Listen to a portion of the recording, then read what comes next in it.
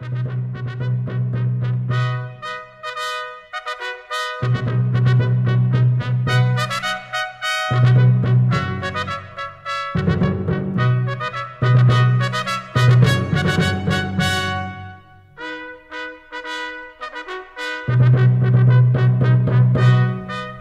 and welcome to the Two Man Booth, your weekly scheduled podcast on the crazy world of professional wrestling. With me, Jonathon. And me, Adam. And we will start this week as we always do with the news. And I think the first thing we definitely need to talk about this week is the fact that Bruce Pritchard has joined the WWE creative team, supposedly as Vince's right-hand man. Now, this news broke not long after the sort of podcast we did last week, but it's still, I think, very relevant. And it's interesting that this is the decision Vince has made because it does feel like he's almost looking backwards rather than forwards. Yeah, this certainly feels like a bit of a step into the past, doesn't it? I mean, Bruce Pritchard was a massive part of the creative staff back when WWE was at its absolute peak, back in the late 90s. So, from one point of view, I totally understand why Vince would want to bring him back because there's a track record there of success. At the same time, that was, almost 20 years ago now. So that's a long time ago. And I'm just wondering whether that is a little bit of a step back and Vince is just simply looking back to when he was successful and trying to just, like we've said previously, throw anything at the wall and see what sticks. Yeah, and we'll come on to something that references that in a minute. Yeah, exactly. I mean, this could be a really good move, but at the same time, it does very much feel like a step back. And I believe other people have mentioned this. I know Dave Meltzer reported that as well, that he felt it was a bit of a step backwards as well. Yeah, and Pritchard has a little bit of a reputation as a yes man, and I don't think that is what we need in WWE at the minute. The ratings are really problematic, and I do think there's a fair amount of panic in the company as a whole at the minute. So I do feel like having a yes man there is absolutely the wrong step. Yeah, I think Vince is best when he's challenged, isn't he? I'm not sure Vince himself likes being challenged, but just like any human being, when you've got no challenge, when you've got no threat to you, the motivation's not quite there. Yeah, and you almost coast automatically. When Vince is pushed and challenged, that's when Vince is really, the best Vince McMahon that he can be. And this is a point that may not bear much relevance, but we've seen over the years bookers who we've got a lot of time for. We always say that we've got a lot of time for Jim Cornette, but I remember watching my favourite company, Ring of Honor, in sort of 2010, 2011, and watching the Clone Wars and seeing, I always call it Smoky Mountain Ring of Honor. And we both love Smoky Mountain, but it was of its time. And when he applied that logic to Ring of Honor, it really, really hurt that product. And it actually nearly drove me away from one of my favourite companies. Yeah, because you can't simply just have the good-looking guys, the good guys, and the ugly guys, the bad guys. That doesn't work in the modern world. But the one thing I would say in sort of defence and almost to reboot my own point was in 2012, TNA had their most successful year under the Hogan sort of regime.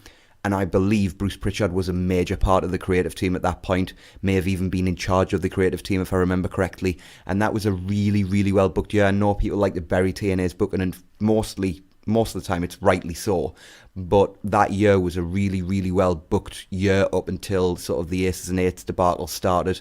But up until that point, it was a really well booked year. So he does have recent track records somewhat, or at least in the past decade. So although we're saying they're looking back, this may not be the worst appointment. It might just be a wait and see thing. Yeah, I'm not sure it's a good move, but I'm not sure it's a really bad move yet. I think we'll just wait and see how much changes Pritchard may make to the actual product that's on TV. Yeah. And sticking with WWE, they have announced that Honky Tonk Man will be inducted into the WWE Hall of Fame. This is an interesting induction. I know sort of we talked about this earlier in the week, but he has the longest Intercontinental Championship reign of all time. Past that, there's not a great deal there, but WWE is not the most legitimate Hall of Fame of all time, and you know what? This induction could be quite fun, so I have no problem with it. Yeah, when it was first mentioned, my initial thought was like, wow, we should have been in earlier because he had the longest IC reign, but we talked about it and we were both kind of along the lines of like, well, yeah, but apart from that, genuinely, what did Honky Tonk actually do? He was obviously a very entertaining character, and that certainly went for him, but I think I was wrong in my initial judgment of he should have been in earlier. At the same time, it could be a really fun induction, and maybe they actually get some kind of musical acts and musical gimmicks involved, maybe Elias is involved or Jared is involved, and they do some kind of like musical induction for him that would generally be quite fun and a cool moment on in this actual ceremony. And there's been another addition to the WWE creative team this week in the addition of Dana Warrior. Now, this is a really sort of interesting appointment, I guess, because apart from being married to Ultimate Warrior, I'm not aware of any sort of wrestling background that Dana has, and I'm not sort of aware of any writing background she has either. So I don't know where the qualifications for her actually getting this role come from, but supposedly they do want a female perspective in the writing staff. And I think that's something that may actually be quite necessary, because they've shown over the past few years, as much as this women's evolution sort of trademark thing has definitely boosted how the women are treated on TV, they've shown consistently that they just do not know how to write women. They just don't. And it shouldn't matter, because you just book it as if they were men, and then just cross out the names and write women in the place. It really doesn't matter. It's just booking professional wrestling. Part of me does wonder whether this is a bit of a, and it's a cynical point of view, whether this is a bit of a PR move, bringing Dana in and bringing in part of Warrior's family, and maybe it's just a sort of a continuation of healing the old wounds kind of thing. But at the same time, maybe she has a point of view that she can bring in. But if I was wanting to bring in a female member of the writing staff and the writing team, I must be honest, she would not be the first person that I would think of. But at the same time, I must be honest, I can't really think of anybody else that I would think of. So, you know what, if they're wanting to involve women and try and have a bit more of a female point of view on this, I don't think it's going to be a harmful thing, I'll put it that way. And we've now had a new signing announced for All Elite Wrestling this week. It was announced on the YouTube series The Road to Double or Nothing that Cody produces, and that is Bea Priestley. Now, I think Bee's a very good worker, and I think she'll be a really good addition to what is becoming quite a strong women's division in AEW. And I think, as well, she will work quite well with a lot of the women they've already picked up. So I think this is a really good signing for AEW. Yeah, Bea Priestley's a really good worker. Everything that I've ever seen of her, she's been really good. She was in What Culture Pro Wrestling fairly early on and was a big part of their women's division. I believe she was women's champion at one point. She also was part of the utterly awful first season of World of Sport. God. But at the same time, everything that she did was really good. So, she more than held her own, and her matches were really good. So she's a good worker. She'll be a great addition.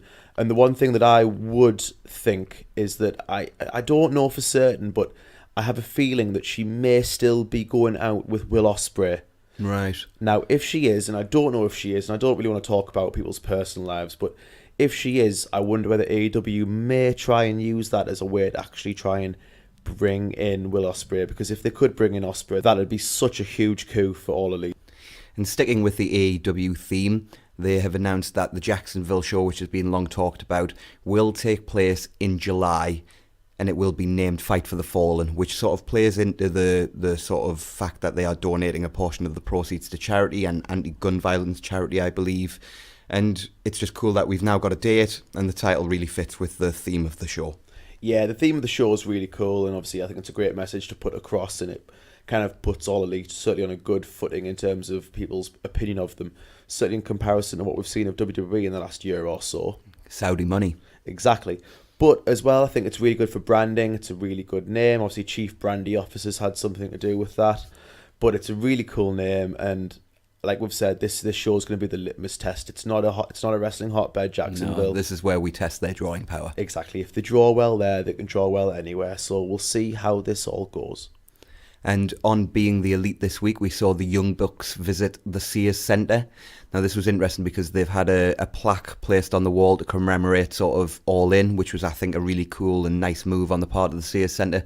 So in Being the Elite, they went and visited it, and they mentioned that because it was so cool, they almost felt like they had to run another show there. So I do think we will see All Elite appear at the Sears Centre before the end of this year. And it's been sort of talked about that it could possibly be All In 2. Yeah, this would be really interesting. They could almost make the Sears Centre like their Madison Square Garden in terms of like their home and where, the most important place in their history. And we'll see. It'd be really cool for them to go back. They draw really well again. And especially if it was called All In 2, I think it'd be a really cool show for them to do.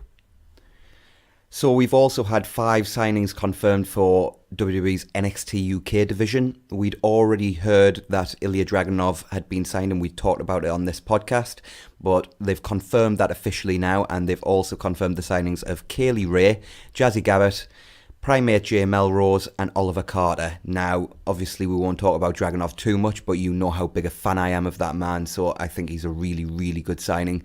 Kaylee Ray as well is somebody I've seen a lot of and I've got a lot of time for, so I think that's a really good signing for the division. And I saw Jazzy Gabert in, I believe it was maybe the first Mae Young Classic, and I believe she was really good when I saw her, so I think that's a good pickup as well.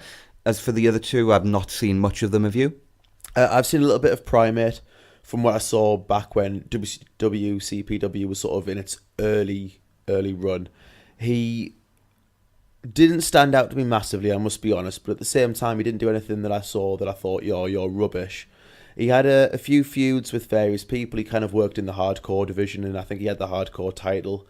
He was also, I think, in a tag team with Jimmy Havoc, and there was a feud between them. But I must be honest, I don't know the ins and outs of the whole story.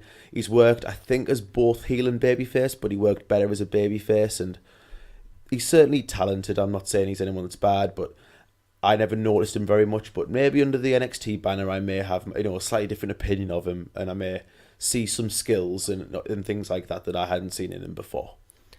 And our final bit of news for this week is involving Impact and the fact that they have re-signed Sami Callihan and Fallah Bahh, and also announced that Josh Alexander has signed a 3-year deal with the company, so they've brought Josh Alexander in.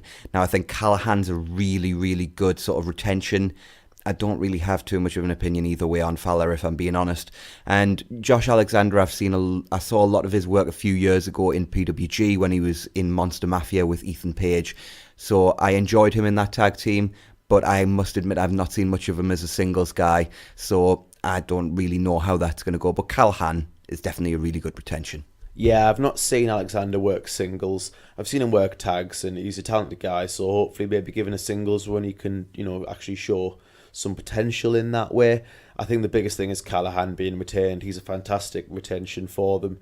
Very talented guy, and I think has deserved to be pushed more in the company. I think maybe now that he's re-signed, he will actually be pushed more. So his character's great. He's a great wrestler. He's had some great matches lately. So very, very good news. And I think it's suggesting good news about the stability of Impact Wrestling. Yeah, it certainly shows that Anthem are putting some money in. So with that, I think we will move on to this week's edition of Monday Night Raw. And we opened Raw this week with the return of Roman Reigns. He got a monstrous ovation and had probably 6 or 7 big pops during sort of an elongated entrance. He thanked the fans and talked about how hard it was to admit to his battle originally. This was a really heartfelt and touching speech, and you could tell how much this all meant to Roman. He announced he's in remission, which got a huge pop as well, and says he's back. As he was making his way to the stage, Burn It Down hit, and we got Seth and Roman embracing on the stage to end a really awesome segment on a really awesome note. I know people may accuse us of being overly sentimental here or whatever, but frankly, I couldn't care less. This was awesome and is unequivocally our segment of the week. Welcome back, Big Dog. Yeah, absolutely. First off, couldn't agree with you more about segment of the week. Yeah, we're being sentimental, but so what? Wrestling's about emotions and how it makes you feel, and this segment made me feel. I think it was an amazing moment. It certainly feels like a turning point in the career of Roman Reigns as well. He was never going to be booed or anything like that. He's coming back from leukemia, but he was universally loved from a crowd that, a year ago certainly would not have acted that way towards him. It was really, really awesome. It was genuinely touching. Roman just spoke from the heart, and when Roman speaks from the heart, that's when I like Roman. When he's just given the chance to be himself, and he was himself here, and it was really hard not to just feel for him, and it was such a cool moment, and undoubtedly segment of the week, and I think we both decided that very early on. So next up, we had Aleister Black and Ricochet versus The Revival. Now, I think we're both going to bury this match a little bit, but I will give a little bit of sort of credence to them, I think, a little bit, because nobody, I think, would have said to Roman, you've only got 10 minutes, only go out there and speak for 10 minutes. So I think they allowed Roman to go out there and talk for as long as Roman wanted to, and he was out there quite a while. So I wonder if they'd planned for a certain amount of time. Roman went over, but they were quite happy for him to, which they should have been. He should have been allowed as much time as he wanted to go out there and talk. But maybe that led to this match being cut a little bit short. And also we've heard that Tommaso Ciampa has been injured, and the original plan was not to do this match and have DIY involved. I believe there was going to be a 4-way tag match with the Revival at ringside. So maybe we can sort of cut them a little bit of slack here. But that being said, the Revival attacked before the bell, but the babyfaces quickly turned the tables and were in charge heading into the break. When we returned, things did not last very long until Ricochet took out Wilder on the outside and Black landed Black Mass on Dawson for the pinfall victory. It went all of about 2.5 minutes on screen, and I love that they are protecting the NXT guys, but this is the burial bit. They're doing it at the expense of the Raw Tag Team Champions, and that just doesn't sit right with me.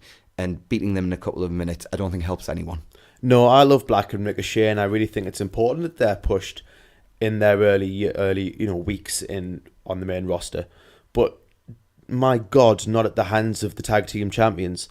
We've said one of the reasons why Revival are sick is because they feel like the tag division is so badly treated. Well, reducing their minutes so much, and quite frankly, like I do agree with you in that Roman should have been given as much time as possible. But it felt like all of the time that they needed to take back was taken off this match. And it didn't need to be. They could have taken less off this and taken more off other ones as well. And I don't even know that that's the case. They may have actually planned for this to just go 2 minutes, but I'm just giving them the benefit of the doubt and assuming that things ran over in the opening segment, so they cut sort of time from this match. I'm just gonna put it really bluntly. There was no way Revival should have lost DIY last week and Black and Ricochet this week. Like, they're your tag team champs. Protect them. So, finally, rude interviewer is rude to the right person, because what Baron Corbin goes on to say in this segment made me sick to my stomach, to be honest. Yeah, this was bad. So she presses him on all the vile things he had said when Roman first was diagnosed, and he basically claimed that being under stress at work and being Raw general manager is worse than having leukemia. Yeah, that was pretty much what he said as well. Like, he didn't say it word for word, but yeah, he claimed that his time as being GM was more stressful than having cancer. And I'm not being funny, right? Yeah, he's a bad guy, but there are better ways of getting heat than that. They didn't even have to do this segment. They could have taken that segment out and given more time to the tag team match. I feel like I say this quite often, but whoever wrote that segment, fire them. Yeah, this was just heartless and cold. And unnecessary. Yeah. Awful. Awful. So we'll move on quickly. Elias is in the ring, and naturally he's interrupted by whatever the hell this Lacey Evans gimmick is meant to be. Dean Ambrose interrupts him next. He wants Drew McIntyre in a no DQ match. He and Elias went back and forth on the mic until Ambrose asked Elias if he could play Dirty Deeds. Elias swung at Ambrose with his guitar, but Ambrose ducked, hit Dirty Deeds, took a bow, and then left. I'm going to pretty much do what I normally do. I'm just going to say, this was fine. Ambrose is obviously a babyface again. No, for some reason. Was he a babyface last week and the week before? I honestly don't know anymore. Yeah, we said he turned babyface without us all knowing. He'd obviously done it off camera, which is helpful. But yeah, the segment was fine. Set up later in the show. No problems with it, really. Moving on. Ricky Steamboat is here. Woohoo! Hooray! Greatest babyface in the history of the world. Yeah. And then we had Ronda and Natalya versus the Riot Squad. Ronda played the babyface in peril briefly before tagging Natty in, who has control for a while, but then the Riot Squad take control and work a long but effective heat segment on her. They built the hot tag well, and Ronda really delivered. She took out everyone and had Logan pinned until Ruby broke it up. Natalya came back in and took Riot out. Ronda hit Piper's Pit on Logan and was setting up for the armbar when Becky Lynch came through the crowd. She darts past a useless security guard and punches Natty for the DQ. Ronda and Becky brawled until the agents, highlighted by appearances by Adam Pearce, Fit Finlay and James Bagard Gibson, and eventually police officers broke them apart. The police officers arrested Becky and led her away as Becky screamed, "You should be arresting them," referencing the McMahons. Just an awesome segment, really was. Apart from that one stupid thing where they made Becky apologise, they're doing everything right. I mean, when I watched this segment and I saw Becky being led away, I had flashbacks of Austin being led away by the police, and it just felt exactly the same, and it felt just as cool.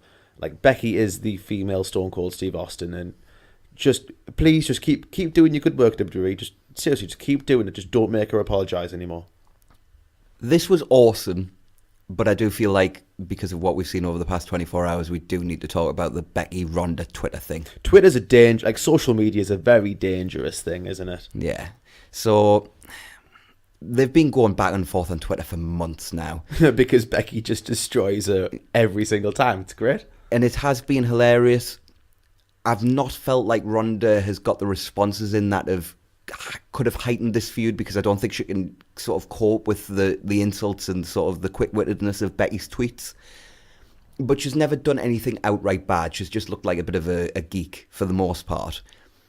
Until, I believe it was last night. Yeah, I think it was last night, yes. Oh, Size. So she tweeted something to the effect of, what was it? Well, first off, she called her Rebecca Quinn, which obviously is Becky Lynch's real name. Wow. Ooh, dangerous. And then she said, next time I see you, it doesn't matter what the script says, I'm going to beat the crap out of you. Really? Yeah, the script. Because, by the way, wrestling's fake. Thanks for that. So anyone that didn't still believe in kayfabe definitely doesn't believe in it anymore. Well, that's not even the point. Like, just pretend it's real. You know, if I go to watch The Avengers, I do not want to see Robert Downey Jr. go, I want to go off script here and punch Chris Evans in the face. I just don't want to see that. And I know this is on Twitter, but they've used Twitter so much in their storylines that it now has to be part of the overall story of the show. And kayfabe of And wrestling. they've been using it as kayfabe as well, because Becky, I don't suppose, actually really hates Ronda in real life. And I don't suppose she'd go after her. So why? I hated this tweet. I thought it was awful, and it hurt my looking forward to this match. A perfect example of how they have been using it as kayfabe was that WWE had like a mugshot picture of Becky Lynch done, and they tweeted out, should this be made into a t-shirt? And as you can expect, the response was a unanimous, oh my God, yes. And then Becky replied saying, yes, because I need bail money. It's classic Becky. So back to the actual show and the actual awesome things. So Ronda was still in the ring when we came back from break, and she called out Vince. She got Steph instead.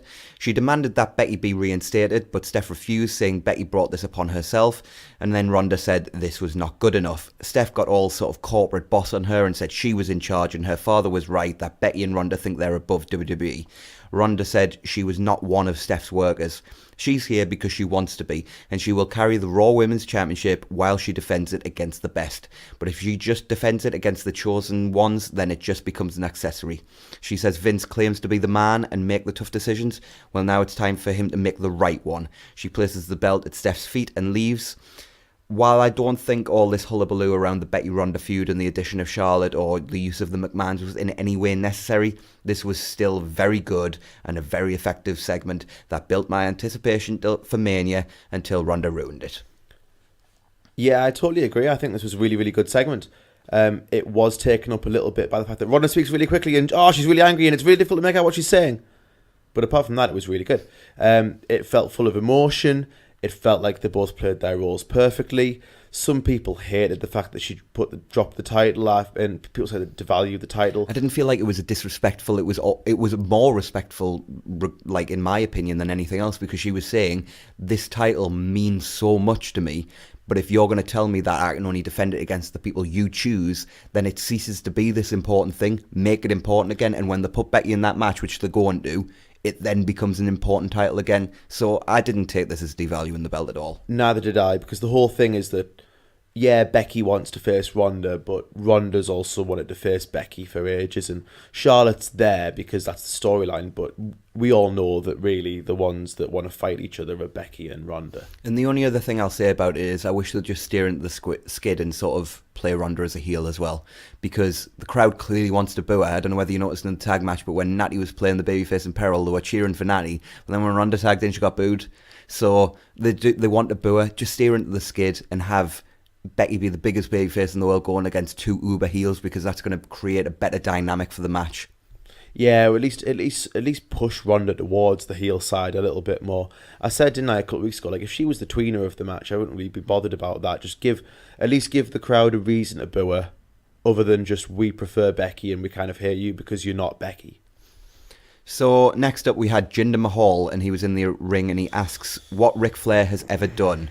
Jinder Mahal asked what Ric Flair has ever done.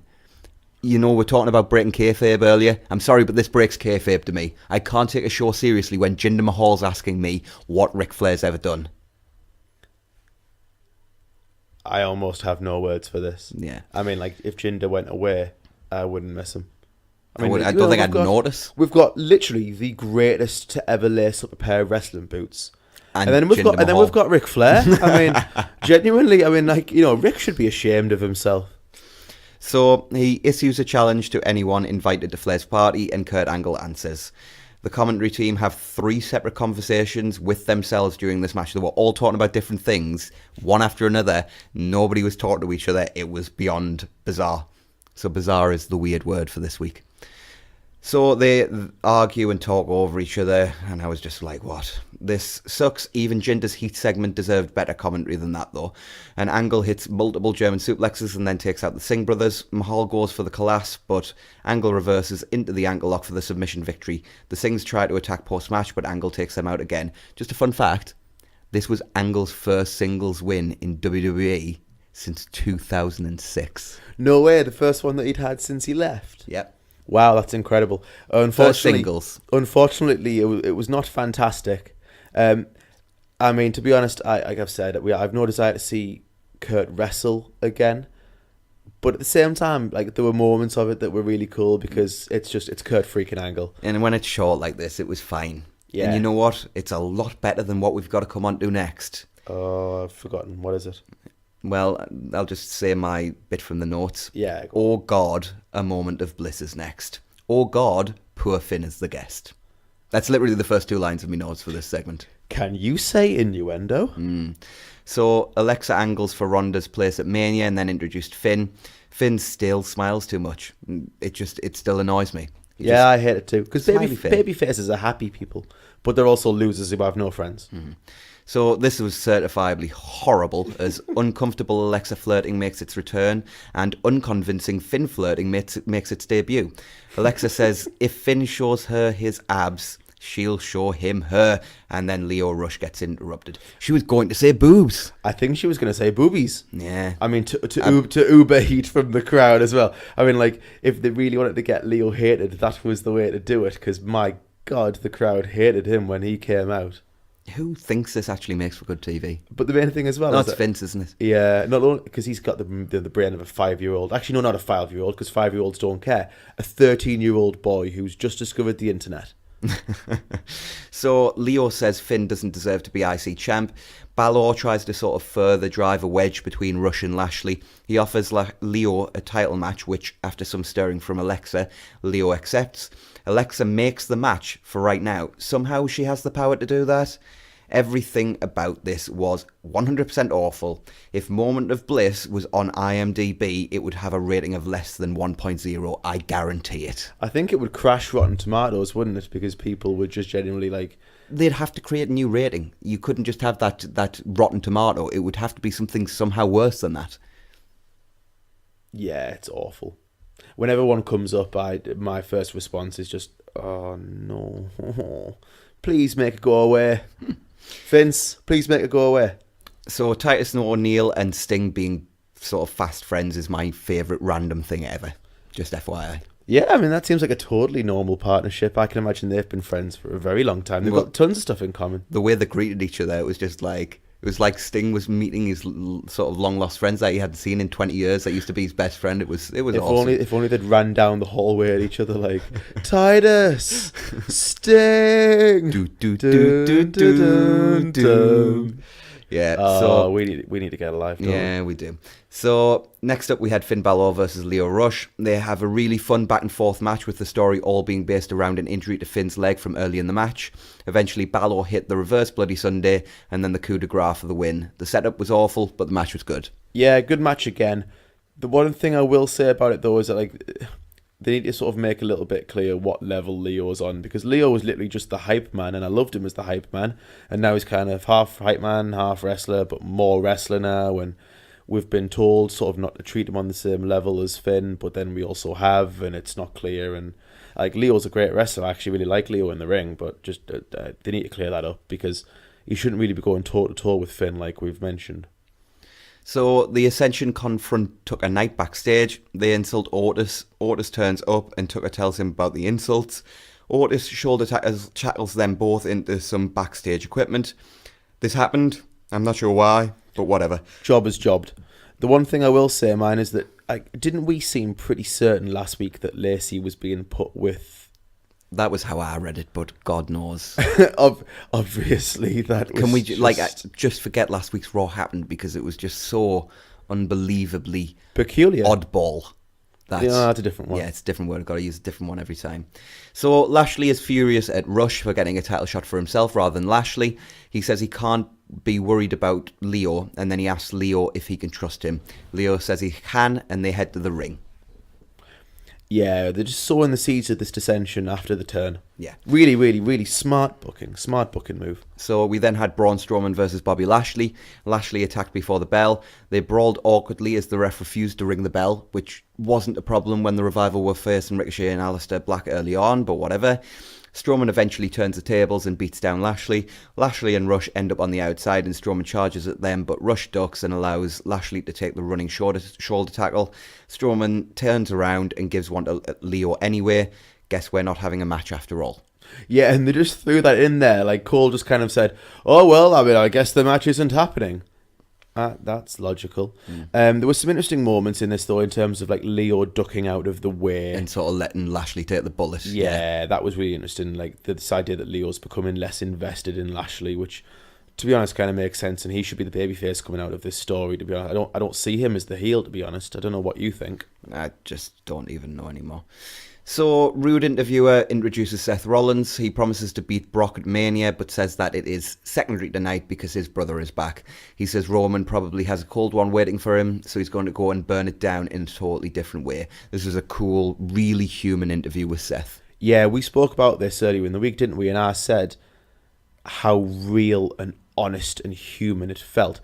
If I was going to give, if the Roman segment, if we forget about that and we were going to do like a second segment of the week, honestly, I'd give it to this because we have spoken in the past at great length, either on this podcast or just when Adam and I speak in general, that one of the main problems is that the wrestlers on WWE, the majority of them do not feel real anymore. They don't act like real people. They don't respond like real people. This just felt honest, like, the idea that, Roman's had a really cool moment.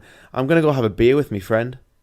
Like, that just felt like what a real human being would do, and it's really hard not to connect with that. Next up, we had Dean Ambrose versus Drew McIntyre, and in direct contrast to literally the previous match, Dean attacks before the bell, and the ref just happily starts the match. Consistency. Yeah. I popped when Ambrose took off his belt mind to beat Drew down with, and revealed he was wearing a second belt underneath. That was so funny. He's smart. Yeah.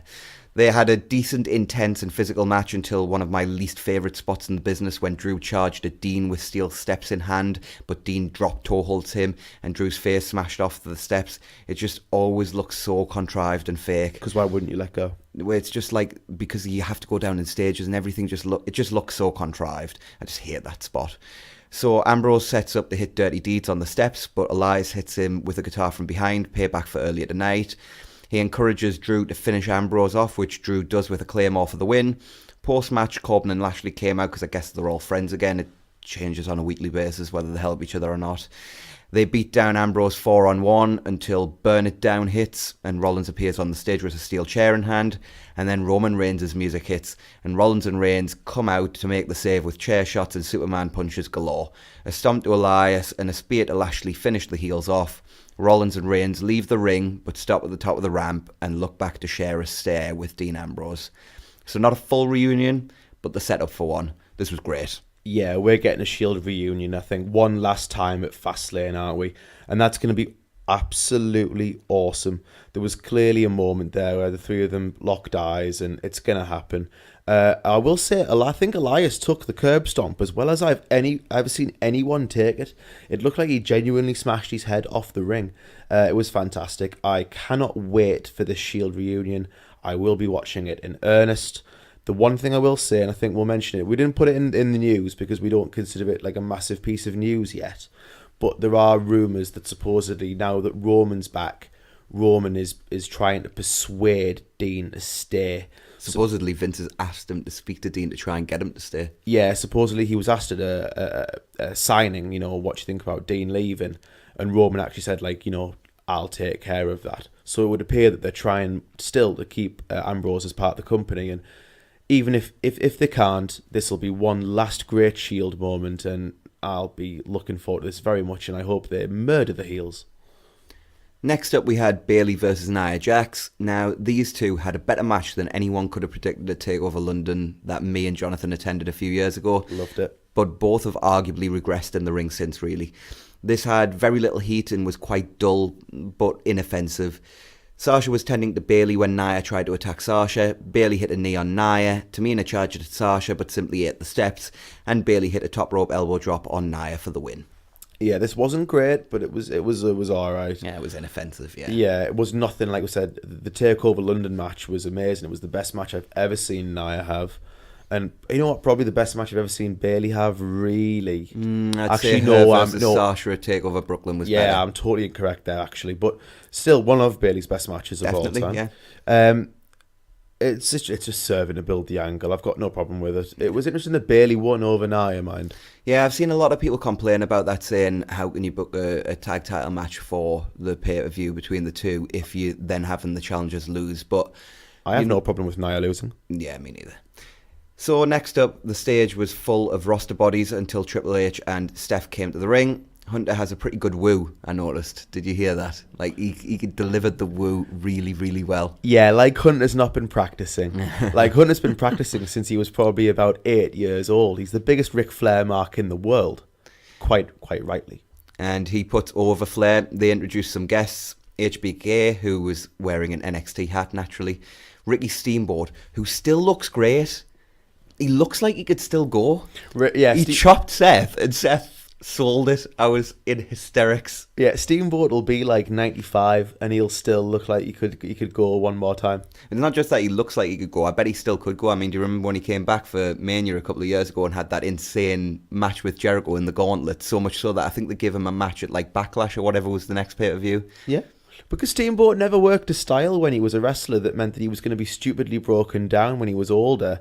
So, to be honest, it doesn't shock me. You know as well, my favourite match of all time, as we said on the first podcast, Flair Steamboat, Chi-Town Rumble. So, Angle then came out, and then finally Sting, accompanied by his rubbish WWE music. Hunter introduces a Flair video package. They have a custom World Heavyweight Championship for Flair. Hunter introduces him, but Rick doesn't turn up. And then we go backstage and see that Batista is dragging a cameraman. He enters Flair's locker room and we hear sort of ominous sounds. Batista emerges dragging a lifeless Flair across the floor. Batista is wearing blue sunglasses and has a blue nose ring. Douche-tista returns. He asks Hunter if he has his attention now. Hunter races backstage to check on Rick as the show goes off the air. This was amazing. Absolutely amazing segment. We did talk about this match and whether it was going to happen.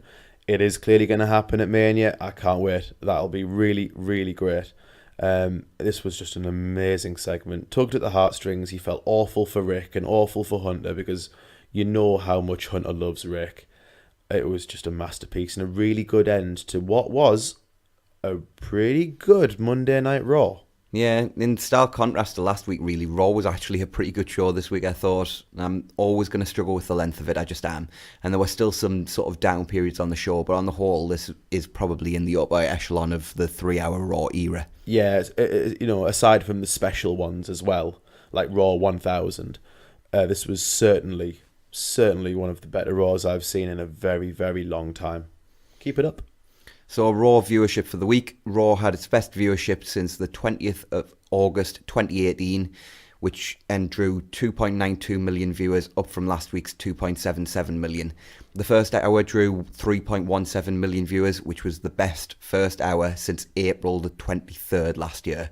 Raw has been averaging a roughly 20% drop in viewership year on year ever since the turn of the year, but only dropped 7.5% this week. The drop-off from hour 1 to hour 3 was still present, but it was less pronounced than last week. This just sums up, Raw was good, so people kept tuning in.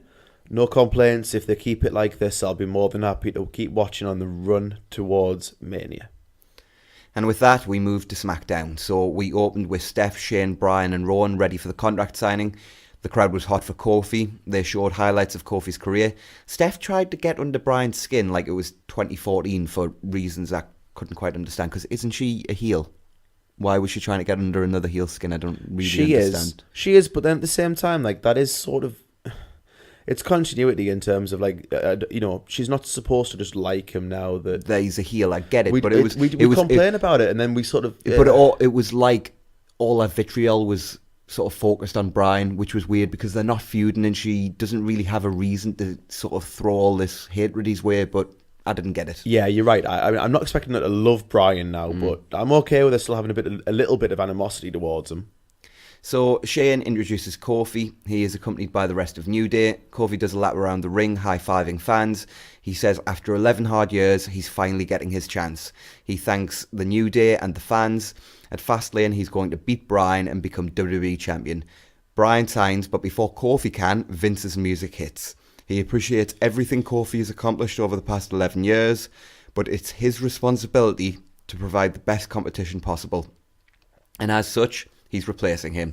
He says his replacement is more deserving and more qualified. He introduces Kevin Owens to a huge reaction. The New Day rant at Shane while Owens calmly sits down and signs the contract. This was a weird segment from start to finish. If I never see Steph on TV again, it'll be too soon. But I get why they've done what they've done. Kofi is the hot hand right now, and they're clearly flipping him and Owens, so Kofi is the one that gets the shot at Mania. And to be honest, that's the right thing to do. They had to do a weird segment to get there, but it's the right thing to do. Yeah, I agree. Right decision. Really strange segment, and it didn't really make sense. But at the same time, Kofi continued to be over after they'd made the switch. The crowd was clearly annoyed that this had happened, which will have been exactly the reaction that they wanted. They've clearly switched the matches with WrestleMania and Fastlane. Kofi hopefully will go towards Mania, and I'm not being funny, Kofi should beat Bryan. Yeah, I agree. And you know what I really liked about this? What I think made Kofi more sympathetic was when they were walking away from the ring, the New Day are furious, like Big E and Xavier are ranting, and Kofi's just sort of walking up with this look on his face, dejected. but just like he goes, like he's almost saying, it's just happened again. What did I expect? And nothing is more sympathetic than just watching somebody who's so beaten down and so disrespected and taken advantage of by his company. If he goes on and wins the title of Mania, that's a huge babyface moment. And I agree with you. I think they should do that. Totally agree. So Steph and Shane quizzed Owens backstage. He knocked back their questions and asked to team with Kofi tonight against Bryan and Rowan. This was fine and set up the main event. So we next had the Hardy Boys versus The Bar. They had announced we were getting Cesaro versus Gargano this week. I don't know what happened. I don't know whether it was to do with Ciampa's injury that we mentioned earlier. But Matt Hardy is in great shape. Not sure that he should be in the ring given the injury that supposedly sort of caused his apparently temporary retirement.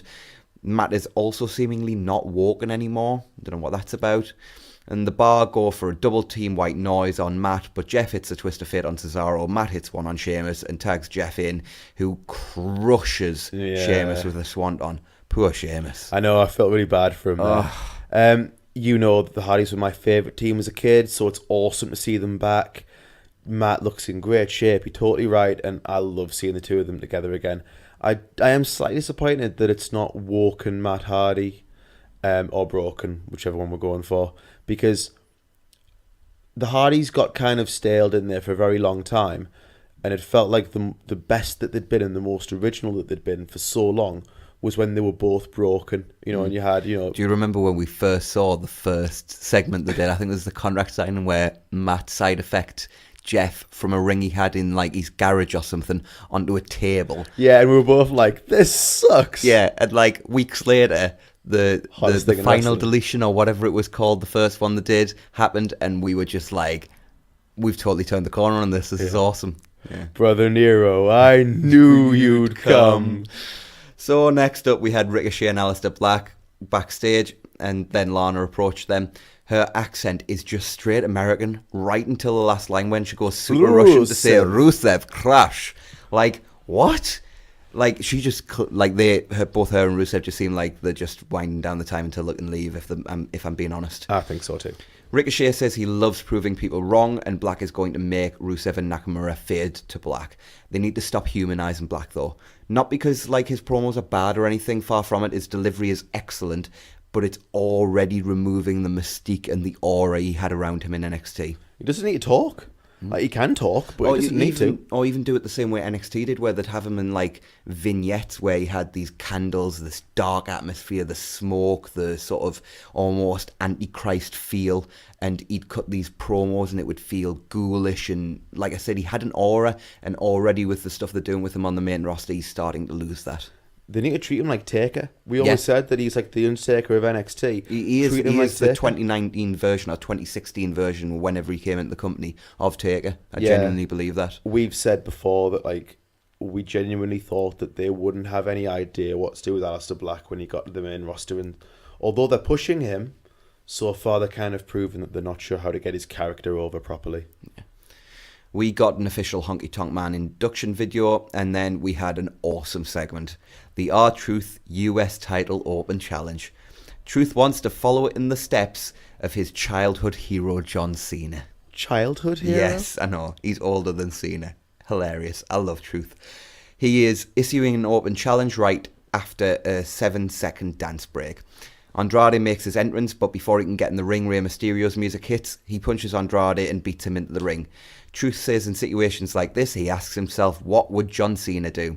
And Carmella says Cena would face both opponents at the same time. Truth says, damn, he brave. God, I love Truth. At which point, Carmella just corpses like Dragon during a PWG promo with Paul London. She just completely loses herself. Join the Swarm or the pod. Join them both. Yeah. Truth says he's going to make John proud. Let's do this. So we're on to the match. And these three have an awesome, wild, balls-to-the-wall three-way full of awesome spots, like a Doomsday Device Hurricane Rana thing that from Rey and Truth to Andrade. Truth hit a better 5-knuckle shuffle than Cena ever managed. He goes for an AA, but Zelina saves Andrade until Carmella takes her out. Andrade and Rey fight back and forth until Andrade hits a beautifully disgusting elbow on Rey. Truth gets back in, and Rey sets up both Truth and Andrade for a double 619. He connects on Andrade, but Truth gets out of the way and rolls up Rey for the win. This was a ton of fun. It only went like 6 or 7 minutes, something like that. It was a ton of fun. Andrade tries to beat Rey down post-match, but Rey fights back. He goes for a 619, but Andrade bails. This is not over. R-Truth genuinely might be my favourite mid-carder of all time at this point. Yeah, he's great. This was awesome. If they're going to keep doing like the open challenges, it would be really awesome down the line if one of them was answered by Cena. They don't have to do any finish to the match, but that would be so cool if they had Cena answer it and Cena returns before Mania. Although I don't know anything about Cena's status for Mania, mind, so that's not me giving any news away. He's definitely expected to be there, but I don't think we know anything in terms of opponent yet. Yeah. So Charlotte Flair makes her entrance. They recap the Becky and Ronda situation from last night's Raw. She praises Mr. McMahon for his decision in the opening segment and compares it to what Mr. McMahon did regarding the main event of WrestleMania. She knows her lane and she stays in it. She calls Becky a criminal and Ronda a quitter. She does what is asked of her and she always delivers. She is the gold standard. Shelton Benjamin. She criticises Ronda for laying down the title. She says Ronda and Becky fear her. Becky fears she's going to expose her as a fraud, and Ronda fears another Survivor Series style beating. A true champion fears no one. Charlotte says she is the true champion, and next Monday she'll be on Raw to be crowned the new Raw Women's Champion by Vince. Tom buries Charlotte for showing no concern about what happened to her dad last night, and I know I say this every week, but Charlotte is great. Yeah, Charlotte's so good in this role. It's sort of like, this conformity role of just like, I'm doing what I have to do to get ahead. I don't care. Almost like a mix of like Triple H and Kurt Angle. She's that suck-up at work who you cannot stand. But is also really good at their job, and you hate them for it because they're good at what they do, but the way that they go about being good at it is just nauseating. So next up we had Aleister Black and Ricochet versus Rusev and Shinsuke Nakamura. Black and Nakamura actually work really well together. There is very little heat for this match, which was a shame as they worked a really nice tag match. Nakamura hit a beautiful reverse exploder on Black and set up for the Bombardier, but got caught with a Black Mass for the win. two great workers work well together. What a shocker. I'd love to see a proper match between Black and Nakamura. Yeah. That would be awesome. You know when you just feel like, I know you were making the joke that two good workers work well together, but you know when you just feel somebody click? Chemistry. Yeah, they had really good chemistry straight away. I think Nakamura needs that as well because he feels so like he's treading water. Yeah, definitely. Kayla introduces AJ. She asks how he's going to go forward as he seems to be in a slump. AJ admits he's not been at his best, but he's going to stop listening to his critics, pick himself up and move on to the next challenge so he can continue to prove that this is the house that AJ Styles built. When he turns around, Randy Orton is there. He says, "The house that AJ what?" And then he chuckles and leaves. This is clearly the Mania match. Yeah, this has been rumoured for a very long time that the match was going to be Orton against AJ. This could be a really, really good match. I really hope it's good at Mania because I really like what Orton's been doing lately and the work he's been doing. AJ's AJ Styles, he is amazing. He is phenomenal. So I'll see how they build towards this match, but I am quietly optimistic, I must say. Lacey Evans does her deal. What did she do, like? Well, she didn't do the Falcon Arrow, but she did what she does every week. Walked back and forth. Yeah. We got a recap of the amazing Roman news from Raw, and then we had our main event. This was a fun main event. At some point in this match, and I don't know where, Bryan must have got dinged up because there was a nasty egg forming on his forehead. This got sort of really good once Kofi got the hot tag to Owens. Owens ran wild on Bryan and Rowan for a while. A big super kick to Rowan, who was on the apron, took him out and allowed Owens to hit a sit-out variation of his pop-up powerbomb, but Bryan kicked out at 2. Owens went up top, but Rowan pulled him down and threw him across the table. Kofi attacked Rowan and took him out of the equation with a top rope trust fall to the outside, while Bryan rolled Owens in and went for the Busaiku knee. But Owens moved, hit a nice stunner and pinned Bryan for the win. There seemed to be tension between the victors post-match. This was a good and fun match, like every match on SmackDown actually this week, but I wasn't a fan of them beating Bryan again. Sometimes you do need to pin the champion to set up challenges, but Bryan has been pinned so many times since December, his credibility is being really badly damaged. I'm not saying you have to book him like sort of 90s Mizawa, but at this point he more resembles like IC title era Santino Marella than anything else. Yeah, I do think Bryan can take it because Bryan's so awesome. But he's got to have a certain level of credibility, hasn't he? And I'm not sure he quite has that. Yeah, I think, has he been beaten 4 separate times in the past 6 weeks? Yeah, he's been or even maybe a lot. less than that, because he was beaten, on the Gauntlet by Kofi. He was beaten by Kofi last week, and he was beaten by Owens this week. So at least 3 times in the past 4 weeks, and maybe more. And obviously he had the Ali one in December. There's been lots of times where he's taken clean pinfalls as well, and I just think it's going to hurt him in the long run. Yeah, Bryan can take it, but at the same time, because he's so awesome, but he's got to have some credibility, and he's got to beat some people clean, because although he's a heel, he's not a heel that's a heel because he sucks. He's a heel because he disagrees with what the world says and what the world wants. Yeah, this was a fun show. Really good SmackDown. It's been a pretty good week so far. Mm-hmm. So SmackDown viewership, in contrast to Raw, SmackDown viewership actually fell this week, drawing 2.15 million viewers compared to last week's 2.27 million viewers, but it was still the second best viewership for the year. SmackDown viewership remains a concern considering their transition to Fox this coming autumn, but this week was strong within the current climate. # watch SmackDown. Come on. It's good. It's 2 hours. It's easy to watch. So next up we have NXT. We opened the show with former North American champion Johnny Gargano. He says he told the world after TakeOver that Johnny Wrestling was back and introduced them to Johnny Champion. But when he had his first test as champion, he failed. The crowd chants Johnny Failure. He says he likes the Johnny Champion chant more. He still feels like a champion, but without a title. He says he's come to realise that the only reason he's ever had any success around here was because... And then Tommaso Ciampa interrupted. Almost felt like he was going to say it was because of Tommaso Ciampa. He says Johnny Gargano is at his best when he's with Tommaso Ciampa. He points to how well they do together on Raw and SmackDown, which I like that they actually sort of explained that a little bit. Incorporated it, yeah. He says last week he offered to help and Johnny chose to go at it alone and lost. He says it has taken Johnny 18 months to realise, but they are better together and they need each other. He's holding Goldie, but Johnny's holding nothing. It doesn't have to be that way. He references the Dusty Rhodes Tag Team Classic. That's where it all started for them. The winner of the tournament this year gets a Tag Team Championship match at TakeOver New York. Crowd chants DIY. He says if they are on the same page, then TakeOver New York ends with the two of them side by side as champions. He offers his hand, and after some introspection, Johnny shakes to the delight of the crowd.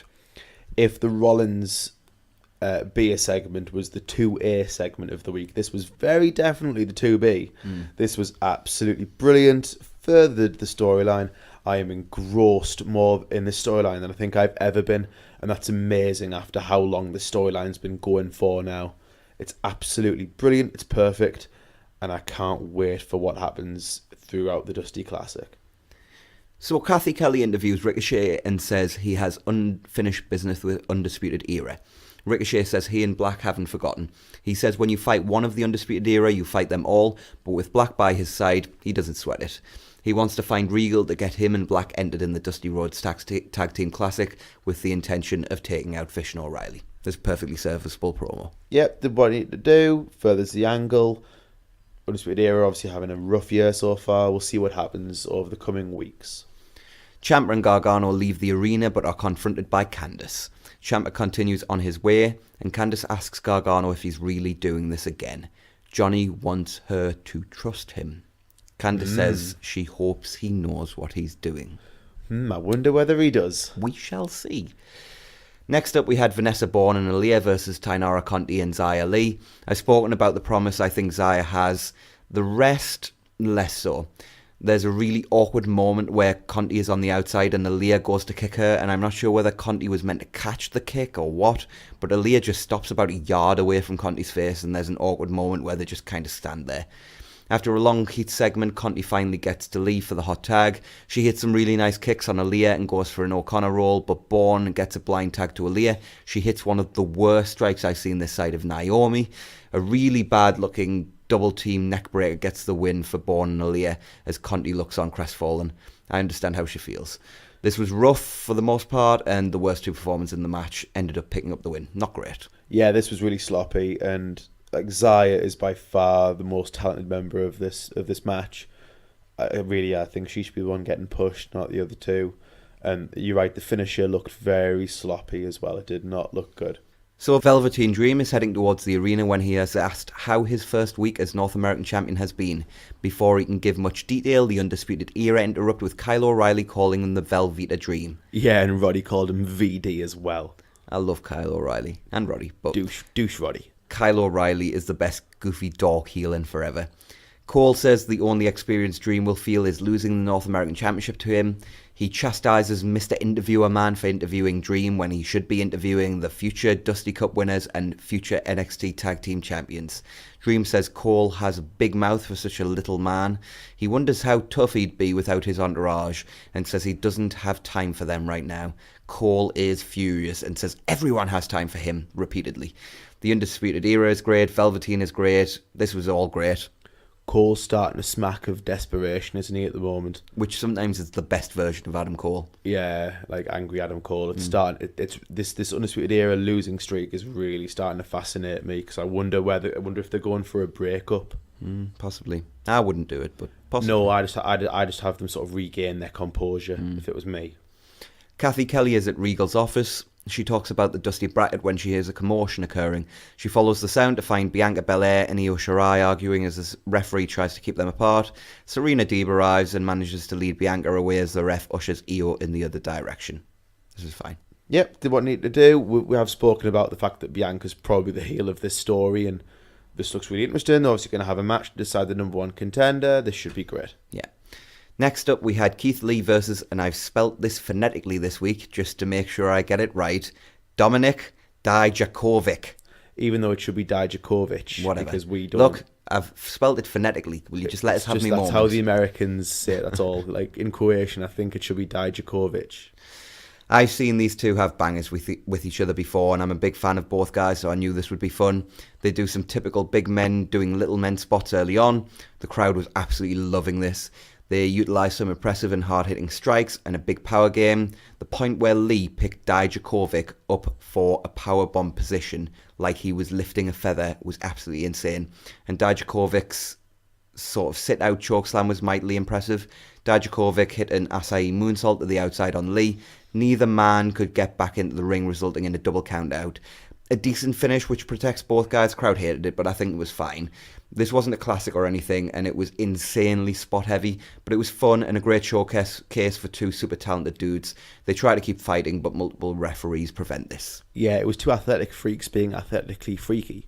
I mean, it was a great spotty match. It wasn't a great match, but it was a great match of spots. Hopefully they can put it together, because they're obviously building a feud here. Hopefully they can put it together a bit more psychology, and we'll see if we can get a bit more of a classic out of these two, because they're certainly capable of it.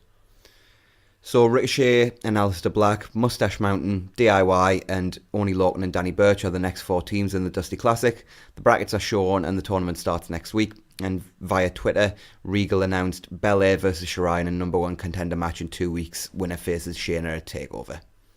Yeah, like I said, they're clearly planning this match. This should be really interesting, and we'll see where we go with it. And then the crowd goes absolutely berserk for the surprise appearance of Sasha Banks and Bayley. Sasha puts over NXT as home. Bayley talks about how the last time her and Sasha were in the ring together in NXT was the first ever Iron Woman match. Easy for you to say. Yeah. They want the women's tag team titles to be the most sought after in all of WWE. They're going to defend them all over the world, on Raw, on SmackDown, and in NXT. They tell the NXT women's locker room to step up, and next time they are here, maybe they'll be defending the titles. I wonder if they do something like a takeover. That would be like, imagine if they did like double duty where they worked like a takeover and then a pay-per-view. That'd be really, really cool, and it would put them over as champs. It might not be a bad way as well to have them drop the belts. Have them drop the belts if they lose it at TakeOver, and sort of a surprise, and then all of a sudden the match for the next night on the pay-per-view is totally different. Well, or if they win at TakeOver, but then they lose the night after, you've got a reason for it. Clear reasoning, and they're exhausted from their match the night before. This was a really awesome segment. They were super duper over. It felt like a homecoming. They're just beloved in Full Sail. It was awesome. Next, we had our main event, which was Shayna Baszler versus Mia Yim. The story of this match is started early on when Mia places Shayna's hand on the steel steps and stomps on it. Mia then tries to kick Shayna, but Baszler moves and Mia kicks the steps. Shayna works this injury over in her typical sort of vicious style. She locks on the Kirifuda clutch, but Yim grabs the injured hand and goes for her protect your neck finisher, but Shayna counters into a knee bar. Mia attempts to charge across the ring, but her leg gives out. Shayna smiles, the best dastardly smile you'll see this week, but Mia baits her in and rolls her up for a near fall. She hits some strikes, but keeps using the bad leg sort of in instinct and immediately recoils in pain. Shayna lands some awesome strikes of her own, but Mia catches her leg and hits a sit-out powerbomb for a very near fall. Shayna locks the Kirifuda clutch on again, and Mia goes for Shayna's hand again, but Shayna traps Mia's arm with a leg to prevent that, and Mia is forced to tap. This was totally different to anything else on the show, and despite being quite short, was really great. As we've said, every Shayna match is different to anything else on that show. I'd never say she's like an amazing in-ring worker, but then at the same time, I constantly love her in-ring work. Yeah, and I'm always engrossed. Yeah, she's fascinating to watch. She really is. I love her style and I love her character. She should be on the main roster pretty soon. It was another good episode of NXT with lots of sort of strong storyline progression. The build to the big takeover is in full swing, and I can't wait to see the next few weeks. Yeah, and in terms of what we know is happening as well, there's a lot of really interesting stuff coming. So if you're not watching NXT, #watch NXT. Yeah, like sort it out. It's amazing.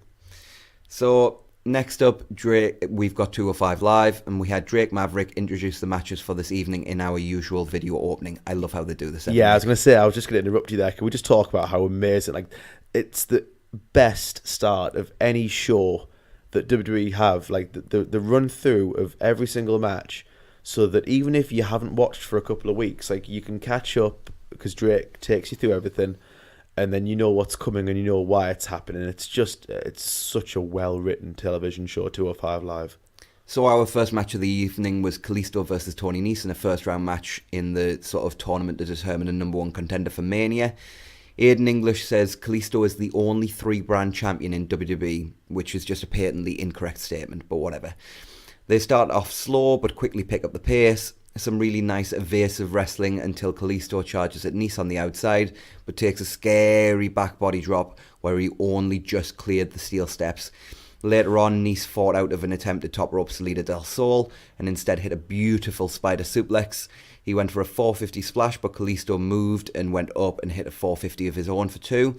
Kalisto went for a series of pinfalls as the pace reached fever pitch, but Nice continually kicked out at 2. He eventually reversed one of those and turned the pinfall attempt into a sick-looking German suplex into the turnbuckles, and then hit the running Nice in the corner for the pin and the win. Buddy Murphy excitedly applauds backstage. This was a very good opener with a, sadly, as usual, dead crowd, and we'll come on to the crowd a little bit later. Yeah, because we were a bit angry at them. Yeah.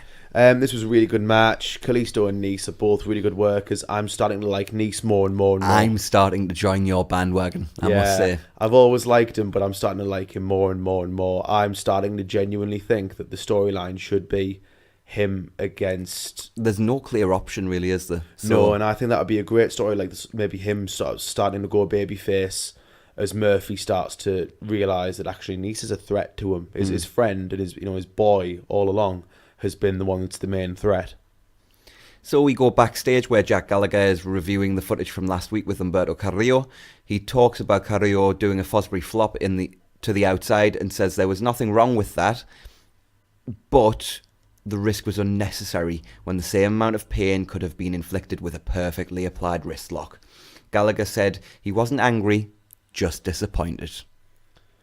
I'm starting to quite like this. I think it's a really interesting storyline, this idea of them trying to convince him over to their side of the wrestling style. It's not going to happen, but it's very interesting so far. I think it's a really, really good way of writing Humberto. I can't do a surname as well as you, Carrillo. It's a really good way of actually writing him into the actual TV show. So I'm in massive support of this storyline so far. It's fascinating. So Drake Maverick is backstage with Mike and Maria. Drake defended the referee's decision from last week as Mike nearly imploded. Drake puts over how Mike performed last week even in defeat. He then sends them home and tells Mike he'll have a match next week. Mike and Maria leave excited about next week. Nigel says Drake made a great call putting Mike in the tournament, but Aiden points out Drake never said he was in the tournament. Expect an infuriated Kanellis next week.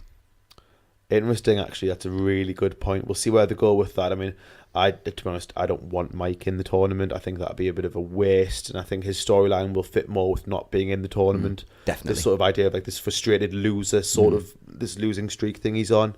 So we'll see where they go with that. Maybe he's going to have someone debut against him that's going to beat him. I don't know. So next up was our main event, which was Drew Gulak versus the Brian Kendrick. I'm just going to warn everybody, I'm very angry at the crowd, so that'll be referenced in here. Masterpiece, though. Yeah. These two had a great feud over the past few months, along with Jack Gallagher and Akira Tozawa. They worked a very technical match early on, and Gulak hit a beautiful German suplex. Gulak works a really nice heat segment, and the two continued trading lovely reversals as the obnoxious crowd chanted, "This is boring." I'm used to 205 live crowds being poor because they don't know who the performers are since so few people watch the show, but in this match they actually actively annoyed me.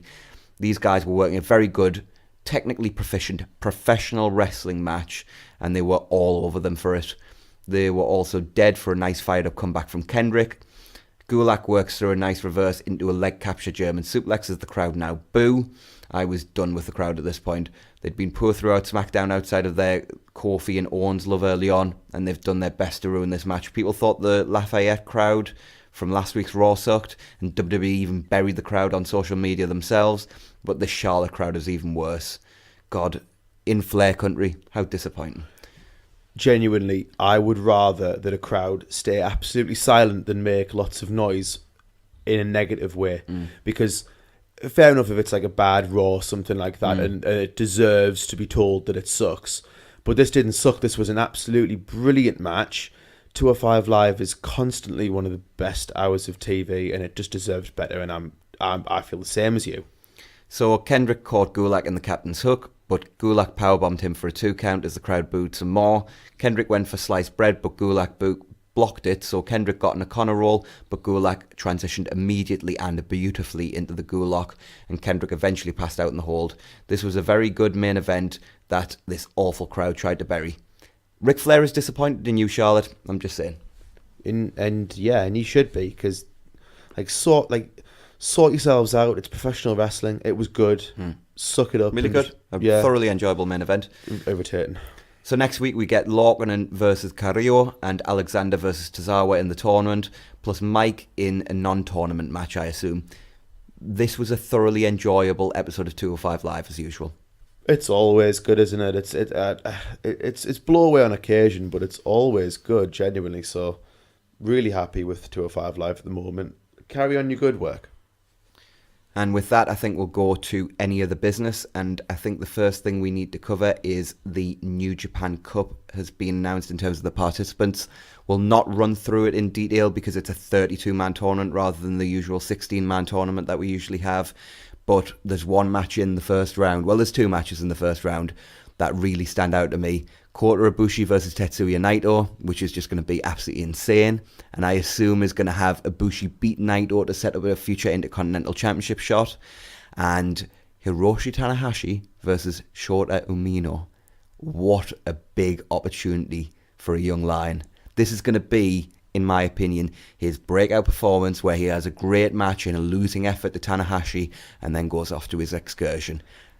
That absolutely fits what New Japan Classic booking is. He'll push Tanahashi further than expected. Than he's ever pushed anybody else as well. And he'll lose. Tana will show him some respect after the match, and then he'll leave on excursion and come back with a character. And I totally agree with you. I think Ibushi will beat Naito, and I think that will set up a shot later down the line. However, I also wouldn't be shocked if Ibushi was to win the New Japan Cup. I think he's more likely to do better in the G1 now that he's signed. But at the same time, if I'm looking through the options for the New Japan Cup... You got to remember, whoever wins this tournament faces Jay White at the Madison Square Garden show. I've got a funny feeling it's going to be Okada. Personally. So I was literally about to say, I wonder whether they're going with Okada, and that would make sense. So, also just as a note, David Finlay was announced for the tournament, but he is now out with an injury. I don't think there's been a replacement announced as at the time of this recording. It may have been announced by the time we release this, but as we're recording, there's been no replacement announced. Next up, we've got a recommended match for you. Kento Miyahara versus Suwama. Triple Crown Championship match from the Excite Series Day 10. This is truly tremendous, and I encourage all of you to go out of your way to see it. Kento is so good, and Suwama, for what is he now, 42? Yeah, he's around still 40s. Really go. Yeah, I mean, I haven't seen this match, but I will be watching it tomorrow because you've highly recommended it to me. Kento is basically like the All Japan version of Tanahashi in terms of he's arrogant, but you kind of love him for it. And Suwama's just like a grumpy old man now at this point. He's like a modern day version of Tenryu. He's just a badass. He's grumpy. He's fantastic. Watch this match. We've also got from New Japan the 47th anniversary show coming up, and we'll just highlight a couple of quick matches. The main event is going to be Jay White versus Will Ospreay in a non-title match. Oh, yeah. And also, an interesting one, we thought that Liger getting the junior heavyweight title shot was going to take place at the Madison Square Garden show. It's actually going to take place at the 47th anniversary show. So him versus Ishimori for the junior heavyweight title. Makes sense at the anniversary show. It does, but at the same time, I'm surprised that they haven't done it for Madison Square Garden, just purely based on Liger's name value alone. Unless they plan on giving him sort of a couple of weeks title reign by having him win at the anniversary show and dropping it back at the Garden. That'd be awesome, but it would surprise me, I'll be honest. Yeah. So New Japan, by the way, have also confirmed that they have their visas sorted for the US shows. And the last note about New Japan really revolves around the Honor Rising shows from last weekend. Both good shows, nothing blow away, but a ton of fun with some good matches. The big thing coming out of it was, unfortunately, the Gorillas of Destiny won the IWGP Heavyweight Tag Team titles from Evil and Sonata. No. Yeah, sad. They will be facing whoever the ROH Tag Team Champions are at G1 Supercard in a title-for-title match. Hopefully they lose those. Yeah. And the only other thing we've got to mention is from Progress, where they have announced a World and Atlas Unification title match between Walter and Trent Seven at Super Strong Style 16 tournament in May. Yeah, it's at Ali Pali as well, which is where they've started running their bigger shows, obviously, apart from Wembley. This is really interesting because they're both WWE contracted guys. I wonder who they're going to put the belts on. I have a feeling it's going to be Trent Seven, and then Trent will drop them.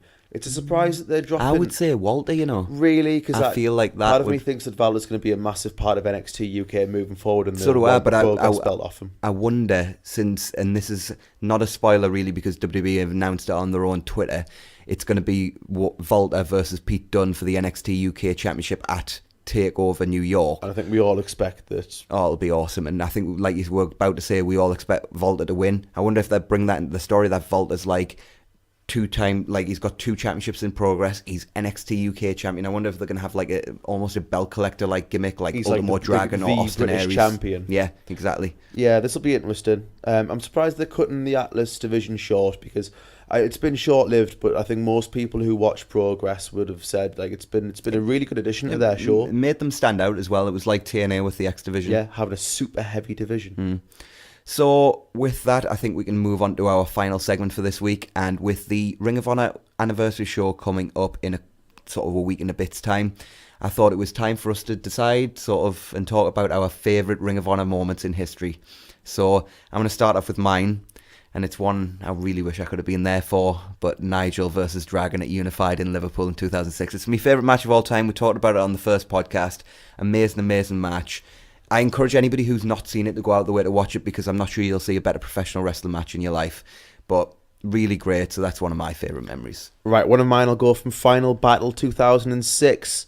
The American Dragon Bryan Danielson defending his Ring of Honor World Championship against Homicide. I'm not a massive Homicide fan, but I'll tell you what, going into this match, I was desperate to see Homicide beat Bryan, because Bryan was just such a horrible person, in words that I cannot say on this podcast. Yeah, Cage of Death. Yeah, he was a horrible person. And Homicide wins. Spoilers. But it's a great match. It's well worth going out of your way to see. Yeah, that's one of my cool moments.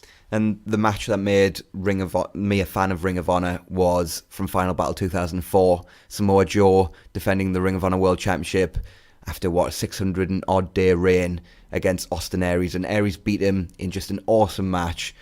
The crowd went nuts. And that was the moment where I became a Ring of Honor fan, so this had to go in there for me. Right, I'll go with Morishima damaging Bryan's retina. That famous match where Bryan worked the rest of the match with a detached retina, and they just kept working through it. Shows what Bryan's like as a wrestler. He just keeps on going. It made a great storyline up until the end of 2008, I believe. Yeah, Final Battle 2008. Yeah, and it was just a masterpiece of a feud. So I'll go for that as the start of one of the best feuds in Ring of Honor history. So next up, I think I've got to go the Summer of Punk, and specifically the heel turn promo. So for anybody who doesn't know the story, CM Punk, it had been basically leaked that he'd signed with WWE and he was going to be leaving. So everybody knew that this was going to be his final match against Austin Aries, where he was challenging for the Ring of Honor World Championship, which he'd never won. He'd had this storyline with Joe in the past, and there was lots going into it. And what always makes it stand out to me is this was in Edison, New Jersey, and even after Punk turned babyface, New Jersey never took to him. It was like Naito and Osaka. Like, they always hated him, and he comes out and gets this hero worship sort of godlike reaction, and he wins the championship to the utter surprise of absolutely everyone. The crowd loses their minds. And then what does a snake do when it's healthy? It bit that old man. It bit that old man. And stupid old man. Yeah. I'm a snake. And he cuts one of the best heel promos of all time. Really, really good work from Punk. Yeah, it's certainly up there. I'm going to go for a match now. I'm going to say one that I think is somewhat, people either love it or they hate it. Low Key against Kenda. I don't love it as much as most, but I do think it is a very good match. Yeah, I'm a big fan of both wrestlers. I think I like Low Key a lot more than you do. Yeah. But Low Key was in the Rottweilers at this point. Love the Rottweilers. And there was little bits of character work in this. So like, the whole thing was that Low Key was like a thug at this point, so he was wearing like almost gang clothing when he came into the ring. But when he faced Japanese guys, he would wear proper wrestling gear, because it was like he didn't respect American wrestling, but he respected Japanese wrestling. And this is a great match. It's well worth a watch. I'm sure it'll be on the internet somewhere. If you want to watch it, go and find it. It's a great match. The only other thing I'd say is one of the best matches in Ring of Honor history was Kenta versus Bryan at Glory by Honor 5 Night 2. So check that one out as well, because not to take away from the Kenta Low-Ki match, but when I think of Kenta matches in ROH, that's the one I think of. So I think we'll do 2 more each, and I'm going to cheat a little bit here because I'm going to do almost 2 in 1. I'm going to go with the first ever ladder war, which was Steen Eriko versus the Briscoes, but also what followed, the debut of Age of the Fall, and Jimmy Jacobs standing in a bright white coat covered in Jay Briscoe's blood, who's hanging above him, and all the blood's dripping down onto him. Awesome moment, and the start of one of my favourite factions of all time. I'm going to go with the super kick heard around the world. When Adam Cole won the Ring of Honor World Championship, and it was handed to him by Jay Briscoe, the man who had to give the title up. Cole then graciously takes the title, is super happy to have won the tournament, and then as Jay Briscoe goes to walk away, that horrible man Adam Cole decides to super kick him in the back of the head, turns heel, and goes on to have an absolutely amazing run with the Ring of Honor World title in his first proper heel run. Despicable. It was awesome. So I'm going to go for a relatively modern moment, because I feel like I've talked about the heyday of Ring of Honor, and I'm going to go with Kevin Steen winning the Ring of Honor World Championship at Border Wars 2012. Just an awesome moment, and it really felt we'd sort of started to turn a corner from sort of the bland Cornette era at that point. Right, I'm going to go with Lethal beating Briscoe. Awesome. And uniting the titles. Well, not uniting, but winning both titles. Just solidified him as the absolute guy for that company. And he has been the ace since. He's the franchise. So with that's our final segment for this week. So do you have anything to add before we go, Jonathan? No, we really enjoyed this podcast, and we'll obviously see everyone next week. I'm sorry we're out of time. We'll see you next week on the Two Man Booth.